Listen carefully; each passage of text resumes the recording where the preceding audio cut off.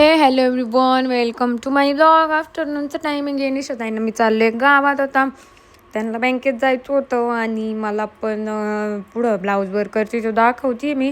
त्याच्यासाठी नेट शोधायचं होतं मरून कलरचं, पण गावात काही कुठंच भेटलं नाही. खूपशी दुकानं फिरलो एवढ्या उन्हात आणत गेलतो. मग नंतर खूप भूक लागलेली, मग त्या म्हणतात चल काहीतरी खाऊयात. तसं सँडविच, कोल्ड कॉफी वगैरे खाल्लं. मग नंतर घरी आलो. दोघींनी पण जरा वेळ आराम वगैरे केला. मी पण आली घरी, आराम वगैरे केला. संध्याकाळी चहाच्या टायमिंगला मांजर होती घरात, तिच्यासोबत थोडा वेळ मस्ती करून झाली.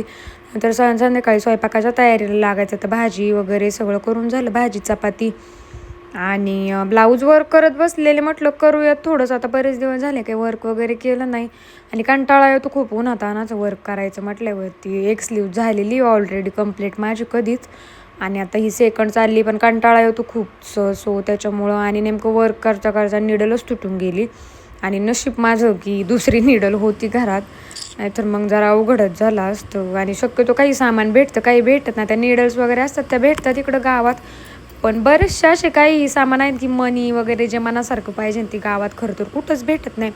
जेवण वगैरे झालं, मग नंतर वर्क वगैरे करून झाल्यानंतर मग मोनूला म्हटलं चल जरा वरती दुकानापर्यंत चलून येऊयात.